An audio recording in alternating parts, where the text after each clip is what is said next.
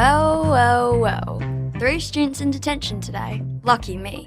In my 16 years of working in an all-girls school, not once have I seen a boy in here.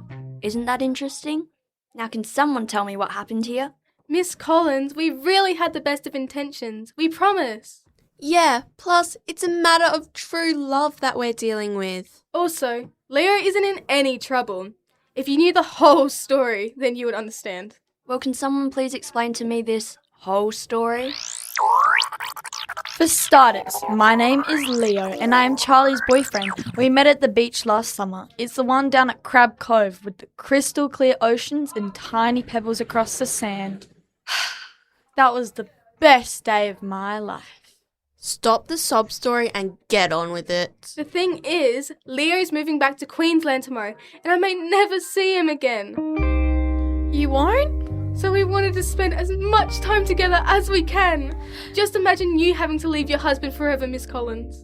And how does Mia come into this? I'm the master prankster, of course. Mia, 14 years old, deceiving criminal mastermind. Yeah, I know that, Mia. You've been in detention 17 times for tripping teachers, hiding fake spiders, starting food fights. The list goes on. Wow, Mia, that's crazy.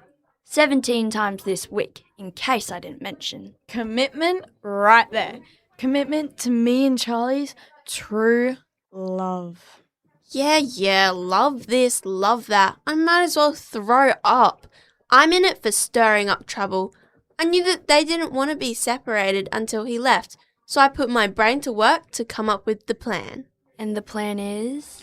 Well, obviously I couldn't just come to school with Charlie. I mean, I'm a big guy and this is an all-girls school, so I can't just saunter through those huge red doors and walk down the shiny hallways without being noticed. So the obvious solution was to sneak him in my backpack. You know, the cute little pink one in the back left corner. But that obviously wouldn't work because... Because she has back problems? Mia! No, because he obviously wouldn't fit. Oh yeah, that too. So with that idea out of the picture, we had to think broader. No, we didn't. I went home that night and watched E.T. and suddenly it clicked. I just had to dress up like a girl and pretend I was a transfer student. The easiest part of the plan was that he already looks like an alien. An alien without the slimy, wrinkly, scaly skin. Fast forward to this morning, it was gloomy. The air was as cold as ice and our fingers were numb. We dressed him up in an old school dress of mine that was 2 sizes too small, some classic Mary Jane shoes and a long blonde wig. It was a horrible wig. It was fantastic.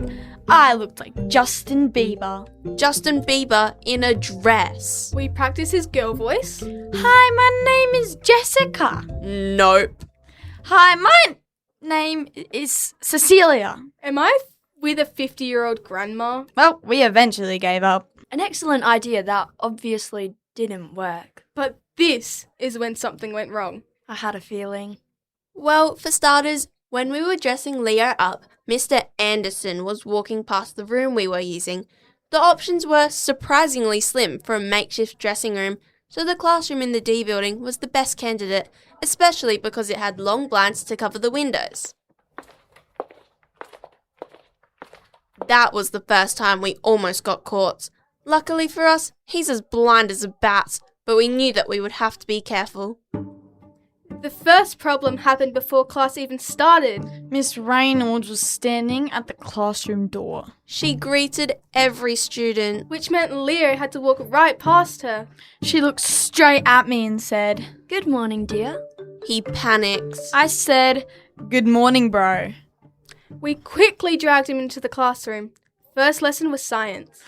I may have forgotten that we were doing work and started drawing footballs. Yeah, the teacher didn't know who he was and asked, Are you near here? Then he forgot his fake name. There was pressure, okay? Math wasn't much better, as if algebra wasn't bad enough by itself. I answered a question using my normal voice. Which sounded like a football commentator. Recess was nice. We got to sit together. I stood guard. You gossiped. Same thing. PE was our biggest mistake. cross-country practice. Everyone was watching. He started running as fast as a cheetah.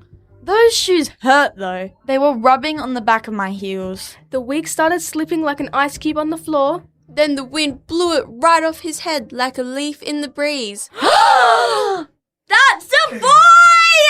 I sprinted! I chased him. I followed because it was entertaining. We hid behind the gym. The sound of basketballs banging on the gym floor was overstimulating. By lunchtime, we had one goal. Avoid Miss Collins. Every time we saw a teacher, we changed direction. We hid behind classroom doors. Behind mouldy bins. Behind the teeny tiny Year 7s. But they didn't offer much cover. We spent 20 minutes in the library. The dim lights and tall shelves gave us the most protection we could find. Leo held the Hunger Games trilogy by Suzanne Collins upside down the entire time. I was nervous. Then we heard footsteps. Very familiar footsteps. All I could hear was click, clack, click, clack. Miss Collins. We ran again. We went to the art room, hoping we could use the excuse to paint a poster for the drama department. Locked. The music room to, try and win a Grammy. Teacher inside. The canteen. A chance to eat those delicious cookies. Closed. Last option, the PE lockers, filled with grimy sport bibs. I know you're in here. Nobody moved. Leo, the wig is sticking out from behind the lockers. Oh. And that's how we ended up in detention. And finally, the end of the story. Getting caught. I wouldn't call it getting caught per se. I think it would be better to say we trapped ourselves and turned ourselves in. I'm sorry, but that dress was so uncomfortable. I'd like to see you try and dress up as a boy and blend in at my school next time. The point is, it was desperate and true love was at risk. Don't you think that we should avoid punishment for that? You guys are genuinely insane. Of course you're still being punished. And since you guys love dressing up, I have the perfect idea. I know this is my 18th detention this week, and I've had some annoying punishments, but this one stinks. Literally. I can smell the sewage in the walls. Organising the costume department is not what I had planned for today. It's really dark down here too. Spiderwebs on the walls, our voices bouncing around the room, posters peeling off the corners, and I think that mannequin moved. Ooh, a pink dress. I could wear this next time. Well then, I think it's safe to say that we are never pulling a prank again. I would agree, but look at this skirt. This could definitely come in handy for dressing up as a girl again. I'm sure I could delay my flight for a couple of days. Anyone want to sneak me in again? Are you kids still cleaning down there? Yes, Miss Collins. This podcast was produced by Charlie, Amelia, Sarah and Mia from St. Aloysius College, Adelaide with ArchD Radio and Podcasting. There's a link in the show notes for all the great podcasts our school has produced this year and in previous years too. Thanks for listening!